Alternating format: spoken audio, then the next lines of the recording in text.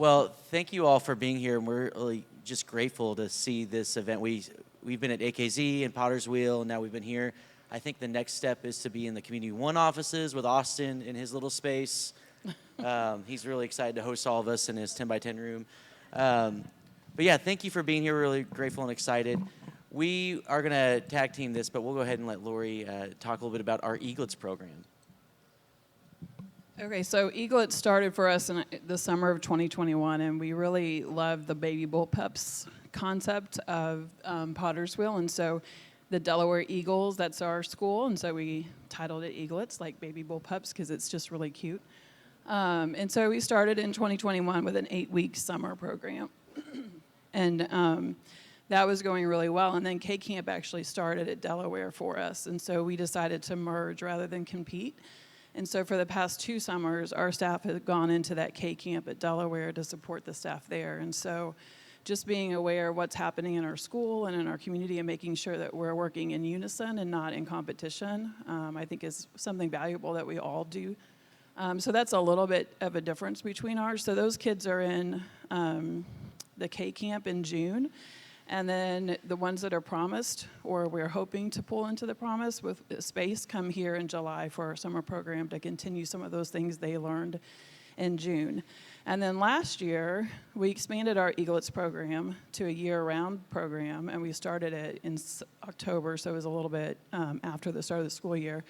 But we had 6 students that met Tuesday, Wednesday, Thursday in the morning at a church just down the street, because we don't have a ton of classroom space here for that. And so it was really exciting to see those kids grow and develop. I think John threw in some statistics, so do what? There's 2 slides. So these are the kids that were in for the whole year, and you can see their pre-test, the green students that were, these are the students that were above where they should be, versus where they below proficiency, and then by the end of the time they had really flipped that. And most of our students, 67%, were passing the Brigance. I think John may have a slide that, so sort of what Alicia shared about you can get the kids so far, but they may not actually pass. I think this graphic sort of shows that. So all the growth, some of them still just didn't get quite over that 90% or that score of 90, but they were really close, and there was a lot of growth that happened. Also, I was excited to see that language development was one of the biggest growths that our students had. I think Alicia talked about how that's a really important aspect of child development, and I was an elementary teacher before I came here, and I think vocabulary is a key deficit that a lot of our kids have. And so when they're reading, they may be able to read a word, but if they don't have the vocabulary knowledge of what a cottage is, they can't create that picture in their mind. And that creates gaps in comprehension. And so seeing that language development happen, and the more we can talk to our kids in early childhood and grow those words and grow the understanding of what they mean, I think is critical. So that was, honestly, as a teacher, this is cognitive development or academic cognitive scores. The fact that this is the lowest doesn't make me nervous if all of these are growing in the way they should. So language development, physical development, self-help skills, and social-emotional skills. When you can get those things down, this cognitive development is going to happen so much more quickly when you get to kindergarten. So these are our Eaglets.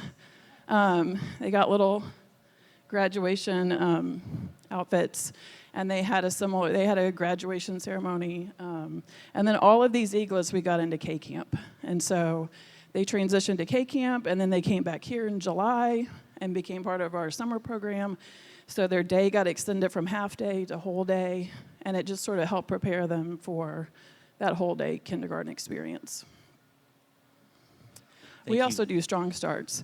I just love that so many of our, we're all learning from each other, and the things that we've seen Potter's will do, and some of the things that you were talking about, the way you integrate the parents into that play. Like, Tara is she's helping with our strong starts right now. It's like, we need to talk to them even more. Yeah, like it's just, that's the part that I think is so powerful about our group and about today and hearing the things that we're doing, because we're learning from each other, and that just helps us grow and do things with the most effect that we possibly can. Thank you so much, Lori. And I think to that point, I remember listening to a conversation last year where our early childhood coordinator, who is now actually working for Building Blocks, was talking after one of our Promise Summit sessions earlier last year, where they were saying, oh, I heard this idea that Pottersville has, and we really need to think about whether or not that's useful for what we're doing here. And that's what caused us to think about doing that work in October. And that inspiration may have not come to them had it not been for the partnership and the collaboration happening in this room. Maybe that idea wouldn't have occurred to them. Maybe it would have, I don't know. But I like to think about all the interactions that are happening between us. I think Chris and I have had a conversation in the past about, just because we have seats in early childhood doesn't mean parents are trusting to send their kids to our programs or to get engaged. And for all of you who are maybe in the elementary or middle and high or other aspects of the work, you're building relationships with parents who likely have early childhood children in their families. And as you're building those trusting relationships with them, and their kids are they're seeing what their kids are doing in the other aspects of the pathways, you're creating those open doors for the early childhood coordinators and people to walk into. And parents are going to have that trust, and they're going to understand, and they're going to hear it in a different way, I think. So, you know, if you're in elementary or you're in middle and high and you know about a little sister or a little brother and you're building that relationship, I think really being recognizing handing those relationships off is a really important work to make parents trust what's going to happen with their kids when they may be in a program away from home for a number of hours.